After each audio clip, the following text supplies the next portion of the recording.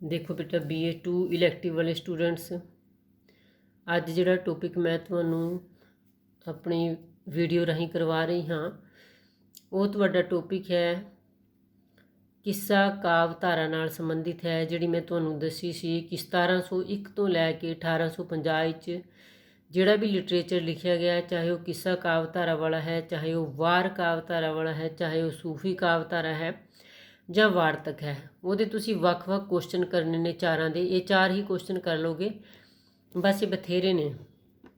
देखो बेटा ਜਿਹੜੇ किस्से ने ना, किस्से इस समय इन्ने किस्से लिखे गए कि ਇਹਨੂੰ ना 1701 ਤੋਂ ਲੈ ਕੇ 1850 ਵਾਲੇ ਸਮੇਂ ਨੂੰ ਗੋਲਡਨ ਪੀਰੀਅਡ ਕਿਹਾ ਜਾਂਦਾ ਹੈ। ਕਿੱਸਾ ਸਾਹਿਤ ਦਾ ਸੁਨਹਿਰੀ ਕਾਲ ਕਿਹਾ ਜਾਂਦਾ ਹੈ ਕਿੱਸਾ ਸਾਹਿਤ ਦਾ। ਤੁਸੀਂ ਆਪਣੀ ਇੰਟਰੋਡਕਸ਼ਨ ਵਿੱਚ ਵੀ ਇਹ ਗੱਲ ਐਡ ਕਰ ਸਕਦੇ ਹੋ ਕਿ ਇਸ ਸਮੇਂ ਇੰਨੇ ਕਿੱਸੇ ਲਿਖੇ ਗਏ ਕਿ ਇਸ ਸਮੇਂ ਵਾਲੇ ਪੀਰੀਅਡ ਨੂੰ ਪੰਜਾਬੀ ਕਿੱਸਾ ਸਾਹਿਤ ਦਾ ਸੁਨਹਿਰੀ ਕਾਲ ਕਿਹਾ ਜਾਂਦਾ ਹੈ। ਤੇ ਹੋਰ ਗੱਲ ਇੱਥੇ ਹੀ ਨਾਲ ਹੀ ਦੱਸਦੇ ਹਾਂ ਤੁਹਾਨੂੰ ਕਿ ਇਹਨੂੰ ਨਾ ਰੋਮੈਂਟਿਕ ਕਾਵਧਾਰਾ ਦੇ ਨਾਮ ਨਾਲ ਵੀ ਤੁਹਾਨੂੰ ਕਈ ਵਾਰੀ ਕੁਐਸਚਨ ਆ ਜਾਂਦਾ। ਉਸ ਵੇਲੇ ਤੁਸੀਂ ਕਨਫਿਊਜ਼ ਨਹੀਂ ਹੋਣਾ ਕਿ ਰੋਮੈਂਟਿਕ ਕਾਵਧਾਰਾ ਕਿਹੜੀ ਹੈ, ਉਹ ਕਿੱਸਾ ਕਾਵਧਾਰਾ ਹੀ ਹੈ। ਠੀਕ ਹੈ। ਤੇ 150 ਸਾਲਾਂ ਵਿੱਚ ਜਿਹੜੇ ਕਿੱਸੇ ਲਿਖੇ ਗਏ, ਪਹਿਲਾਂ ਦੇਖੋ ਸਭ ਤੋਂ ਉੱਪਰ ਜਿੱਥੇ ਮੈਂ ਪੈਨਸਲ ਨਾਲ ਲਿਖਿਆ ਹੋਇਆ ਉੱਥੇ ਦੱਸਦੀ ਹਾਂ ਤੁਹਾਨੂੰ ਕਿਹੜੇ ਕਿਹੜੇ ਕਿੱਸਾਕਾਰ ਨੇ ਇਸ ਵੇਲੇ ਦੇ ਪ੍ਰਮੁੱਖ। ਪਹਿਲਾ ਕਿੱਸਾਕਾਰ ਹੈ ਇਸ ਸਮੇਂ ਦਾ ਮੁਕਬਲ। ਮੁਕਬਲ ਤੁਸੀਂ ਪਿਛਲੇ ਸਮੈਸਟਰ 'ਚ ਪੜ੍ਹ ਕੇ ਆਏ ਹੋ। ਫਿਰ ਹੈ ਵਾਰਿਸ਼ਾ, ਵਾਰਿਸ਼ਾ ਤੁਸੀਂ ਐਤਕੀ ਪੜ੍ਹਿਆ ਹੈ। ਫਿਰ ਹੈ ਹਾਮਦ, ਹਾਮਦ ਤੁਸੀਂ ਨਹੀਂ ਪੜ੍ਹਿਆ। ਚਿਰਾਗ ਅਵਾਣ, ਕਵੀ ਆੜਤ, ਸਦੀਕ ਲਾਲੀ, ਸੁੰਦਰਦਾਸ ਆਰਾਮ। ਤੇ ਇੱਕ ਇਹਦੇ ਨਾਲ ਜੋ ਹਾਸ਼ਮ ਹੈ ਉਹ ਵੀ ਇਸ ਵੇਲੇ ਦਾ ਪ੍ਰਸਿੱਧ ਕਿੱਸਾਕਾਰ ਹੈ। ਤੇ ਹਾਸ਼ਮ ਦੀ ਪੋਇਟਰੀ ਵੀ ਤੁਸੀਂ ਪਿਛਲੇ ਸਮੈਸਟਰ ਵਿੱਚ ਕੀਤੀ ਹੈ। ਹੁਣ ਇੱਕ ਗੱਲ ਇੱਥੇ ਹੋਰ ਦੱਸਦੇ ਹਾਂ ਬੇਟਾ, ਜਿਹੜੇ ਬੱਚੇ ਨਾ ਦੇਖੋ ਗਾਈਡ ਵਿੱਚ ਇਹ ਕੁਐਸਚਨ ਬਹੁਤ ਹੀ ਟਫ ਹੈ। ਗਾਈਡ ਵਿੱਚੋਂ ਮੈਂ ਜਦੋਂ ਵੀ ਮੈਨੂੰ BA2 ਇਲੈਕਟਿਵ ਵਾਲੀ ਕਲਾਸ ਮਿਲੀ ਹੈ, ਮੈਂ ਕਦੇ ਵੀ ਇਹਨੂੰ ਗਾਈਡ ਵਿੱਚੋਂ ਨਹੀਂ ਕਰਾਇਆ। ਤੇ ਇਸ ਲਈ ਕੋਸ਼ਿਸ਼ ਕਰਨਾ ਇਹਨੂੰ ਲਿਖ ਲੈਣਾ ਇਸ ਕੁਐਸਚਨ ਨੂੰ ਕਾਪੀ 'ਤੇ। ਤੇ ਜਿਵੇਂ ਇਸ ਕਾਵਧਾਰਾ ਵਾਲੇ ਜਿਹੜੇ ਪੋਇਟ ਨੇ ਨਾ ਮੁਕਬਲ, ਵਾਰਿਸ਼ਾ, ਇਹਨਾਂ ਦੀਆਂ ਜੀਵਨੀਆਂ ਨੇ ਤੁਹਾਡੇ ਕੋਲ ਉੱਧਰ ਹੈਗੀਆਂ ਨੇ ਨਾ। ਜਦੋਂ ਤੁਸੀਂ ਪੋਇਟਰੀ ਕਰਦੇ ਹੋ, ਪੋਇਟਰੀ ਵਾਲੀ ਕਿਤਾਬ ਵਿੱਚ ਜਾਂ ਜੋ ਵੀ ਤੁਹਾਡੇ ਕੋਲ ਗਾਈਡ ਹੈ, ਕੁਛ ਵੀ ਹੈ, ਉਹਦੇ 'ਚ ਤੁਹਾਡੇ ਕੋਲ ਜੀਵਨੀਆਂ ਨੇ ਇਹਨਾਂ ਪੋਇਟਸ ਦੀਆਂ। ਜਦੋਂ ਹੁਣ ਇੰਟਰੋਡਕਸ਼ਨ ਤੋਂ ਬਾਅਦ ਇਹਨਾਂ ਪੋਇਟਸ ਬਾਰੇ ਇਕੱਲੇ ਬਾਰੇ ਗੱਲ ਹੋਏਗੀ ਨਾ, ਉਸ ਵੇਲੇ ਤੁਸੀਂ ਆਪਣਾ ਪਿਛਲੇ ਸਾਲ ਜਿਹੜਾ ਤੁਸੀਂ ਮੈਟਰ ਯਾਦ ਕੀਤਾ ਮੁਕਬਲ ਬਾਰੇ, ਤੁਸੀਂ ਉਹ ਐਡ ਕਰ ਸਕਦੇ ਹੋ। ਵਾਰਿਸ਼ਾ ਦੀ ਜੀਵਨੀ ਜਿਹੜੀ ਤੁਸੀਂ ਐਤਕੀ ਯਾਦ ਕਰ ਰਹੇ ਹੋ ਉਹ ਐਡ ਕਰ ਸਕਦੇ ਹੋ। ਤੇ ਹਾਸ਼ਮ ਦੀ ਜਦੋਂ ਗੱਲ ਆਏਗੀ ਅੱਗੇ ਜਾ ਕੇ, ਹਾਸ਼ਮ ਦੀ ਵੀ ਤੁਸੀਂ ਜੀਵਨੀ ਜਿਹੜੀ ਪਿਛਲੇ ਸਾਲ ਯਾਦ ਕੀਤੀ ਸੀ ਉਹ ਐਡ ਕਰ ਸਕਦੇ ਹੋ।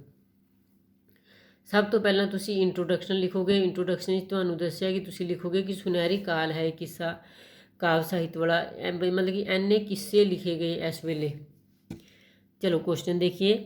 ਇਸ ਵਿੱਚ ਸ਼ੱਕ ਨਹੀਂ ਕਿ ਇਸ ਕਾਲ ਤੋਂ ਪਹਿਲਾਂ ਪੰਜਾਬੀ ਵਿੱਚ ਦਮੋਦਰ, ਪੀਲੂ, ਹਾਫਿਜ਼ ਬਰਖੁਰਦਾਰ ਆਦਿ ਨੇ ਕਿੱਸੇ ਲਿਖ ਕੇ ਇਸ ਕਿੱਸਾ ਕਾਵ ਰੂਪ ਦੇ ਵਿਕਾਸ ਦਾ ਮਾਰਗ ਮੋਕਲਾ ਕੀਤਾ।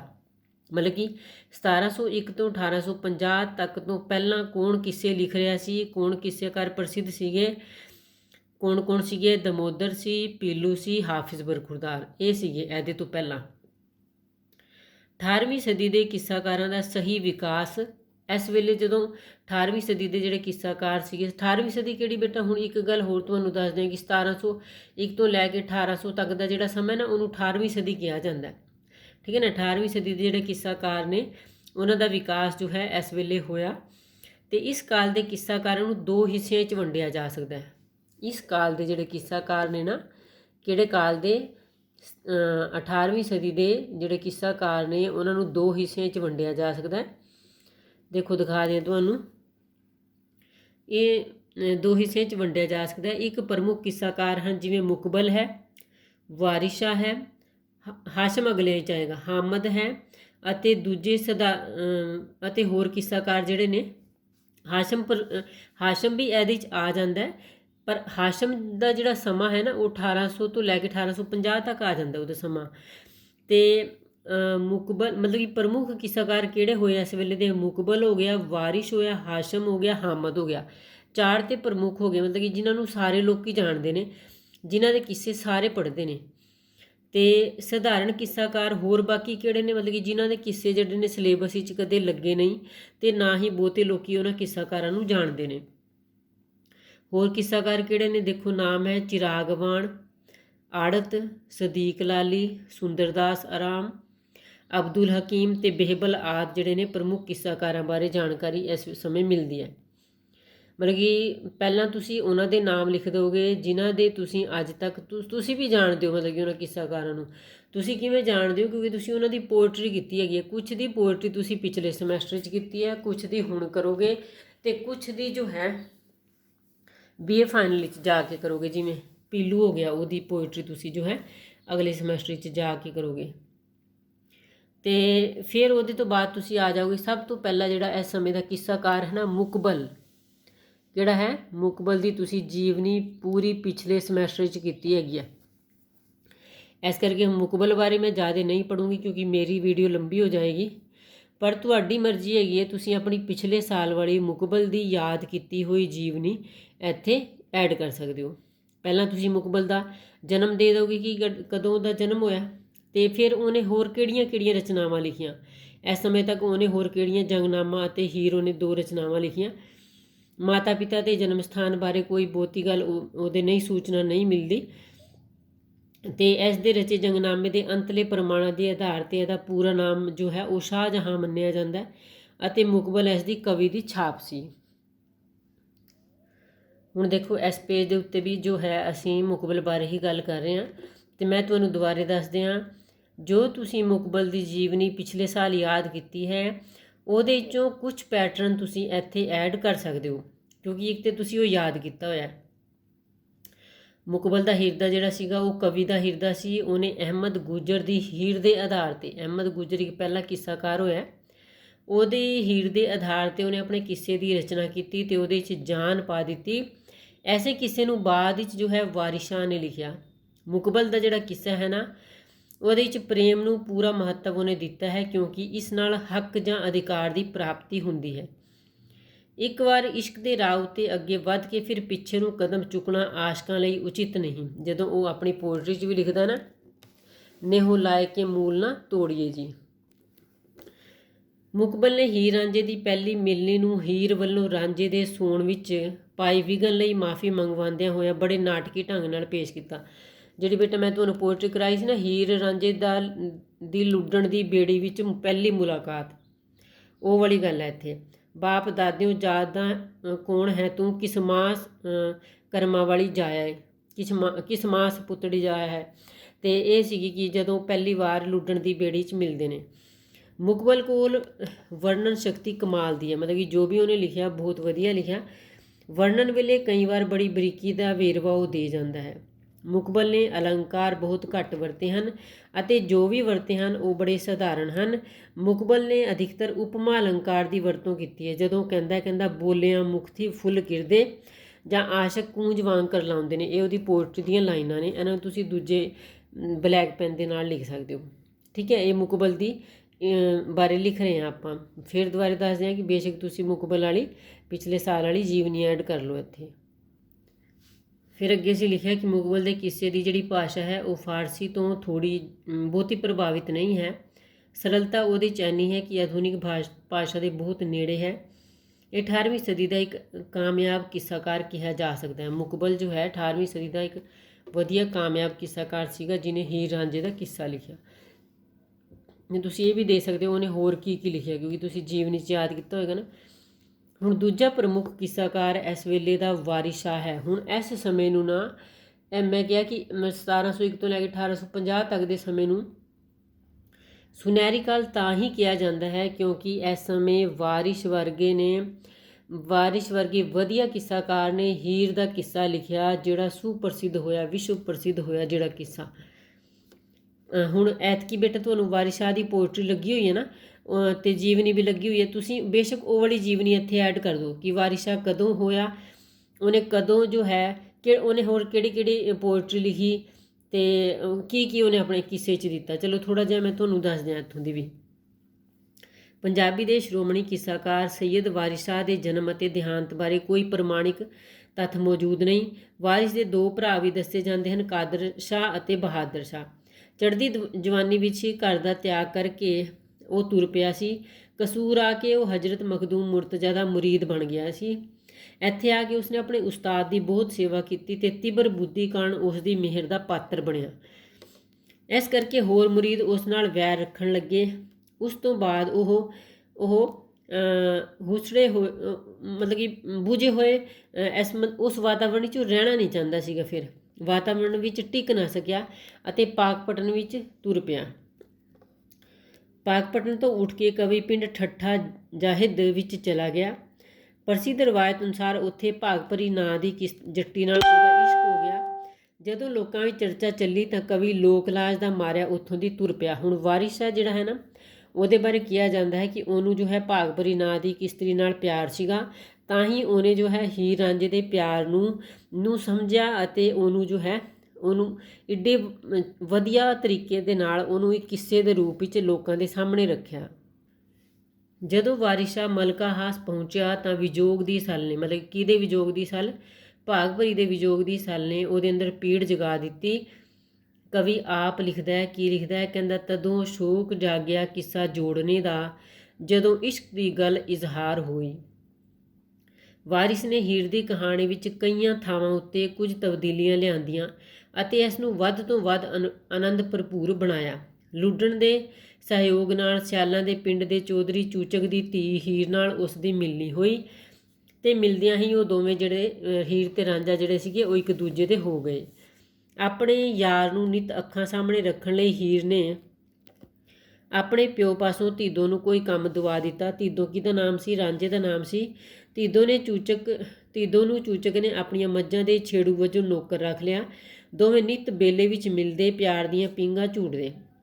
ਕੈਦੋ ਵਰਗੇ ਸ਼ੈਤਾਨ ਬੰਦਿਆਂ ਦੇ ਕਹੇ ਲੱਗ ਕੇ ਚੂਚਕ ਨੇ ਆਪਣੀ ਧੀ ਦਾ ਵਿਆਹ ਜੋ ਹੈ ਰੰਗਪੁਰ ਖੇੜਿਆਂ ਦੇ ਚੌਧਰੀ ਸੈਦੇ ਨਾਲ ਕਰ ਦਿੱਤਾ। ਕਿਹਦੇ ਨਾਲ ਕੀਤਾ? ਸੈਦੇ ਨਾਲ।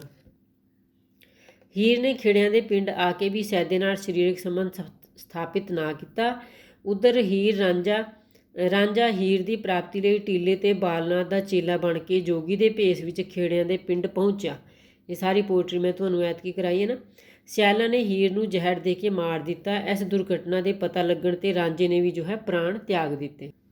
ਇਹ ਤੇ ਸੀਗਾ ਬੇਟਾ ਕਿ ਉਹਨੇ ਕਹਾਣੀ ਕਿਸ ਤਰ੍ਹਾਂ ਬਣਾਈ ਹੈ ਵਾਰਿਸ ਸ਼ਾਹ ਨੇ। ਹੁਣ ਹੈ ਕਿ ਵਾਰਿਸ ਸ਼ਾਹ ਨੇ ਆਪਣੇ ਕਿੱਸੇ ਵਿੱਚ ਪ੍ਰਮੁੱਖ ਗੱਲ ਇਸ਼ਕ ਬਾਰੇ ਹੀ ਕੀਤੀ ਹੈ।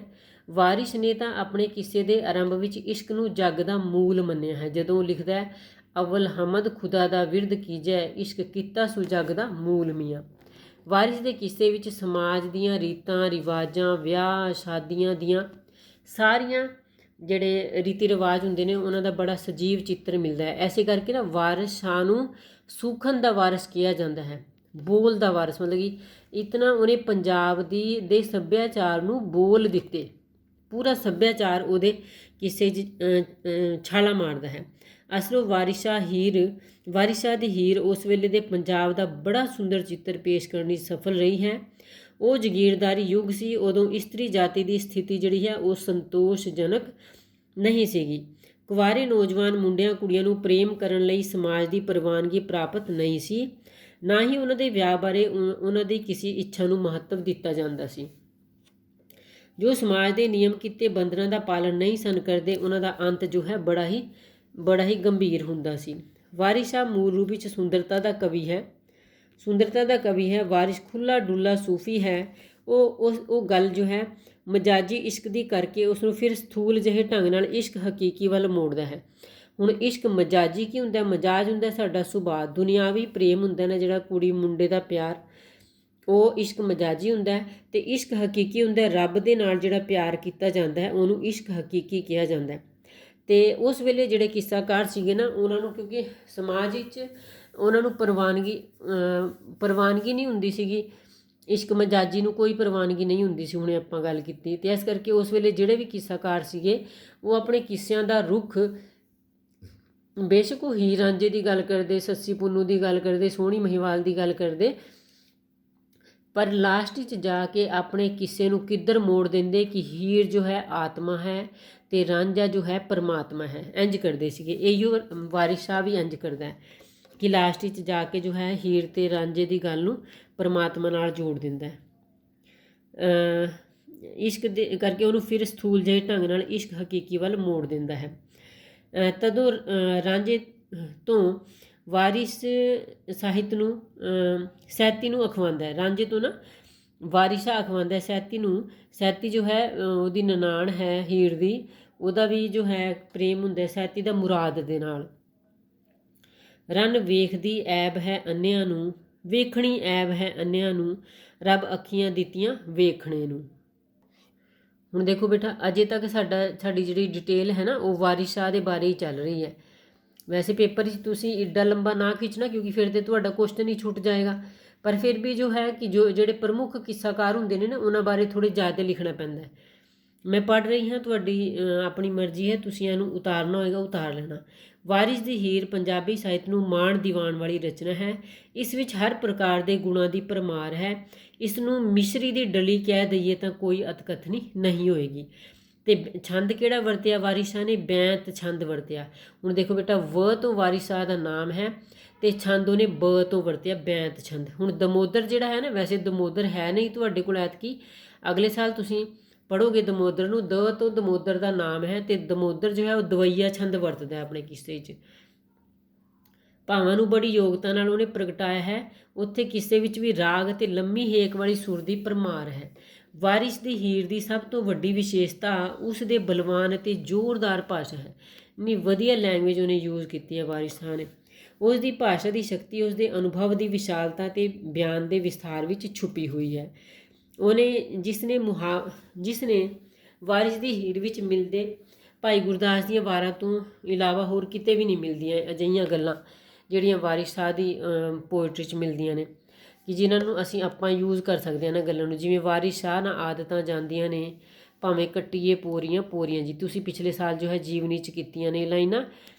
ਵਾਰਿਸ ਨੇ ਪੰਜਾਬੀ ਦੇ ਸਾਰੇ ਕਿੱਸਾਕਾਰਾਂ ਨਾਲੋਂ ਜ਼ਿਆਦਾ ਨਾਮ ਖੱਟਿਆ। ਪਹਿਲੀ ਵਾਰ ਉਸਨੇ ਆਪਣੇ ਹੀਰ ਦੀ ਤਰਜ਼ ਕੱਢੀ ਅਤੇ ਲੋਕਾਂ ਦੇ ਦਿਲ ਨੂੰ ਕੀਲ ਲਿਆ। ਪ੍ਰੇਮ ਦੀ ਗੱਲ ਦੇ ਨਾਲ ਸਰੋਤਾ ਅਤੇ ਪਾਠਕ ਦੀ ਜਾਣਕਾਰੀ ਵਿੱਚ ਇਸ ਹੀਰ ਦੇ ਸੁਣਨ ਨਾਲ ਵਾਧਾ ਹੁੰਦਾ ਹੈ। ਇਸ ਅਜਿਹੀ ਰਸ ਦੀ ਖਾਣ ਹੀਰ ਨੂੰ ਕੌਣ ਪਸੰਦ ਨਹੀਂ ਕਰੇਗਾ।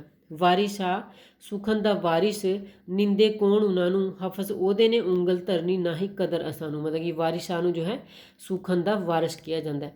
ਹੁਣ ਦੇਖੋ ਬੇਟਾ, ਇਹ ਵੀਡੀਓ ਲੰਬੀ ਹੋ ਗਈ ਹੈ। ਇਹਦੇ 'ਚ ਸਿਰਫ ਤੁਹਾਡੇ ਅਜੇ 2 ਪੁਆਇੰਟ ਹੋ ਸਕੇ ਨੇ, ਮੁਕਬਲ ਅਤੇ ਵਾਰਿਸ ਸ਼ਾਹ। ਹੁਣ ਇਹਦੇ ਨਾਲ ਹੀ ਜੁੜਦੀ ਅਗਲੀ ਵੀਡੀਓ ਤੁਹਾਨੂੰ ਸੈਂਡ ਕਰੂੰਗੀ, ਉਹਦੇ 'ਚ ਅਗਲੇ ਪੁਆਇੰਟ ਪੜ੍ਹ ਰਹੀ ਹਾਂ ਮੈਂ।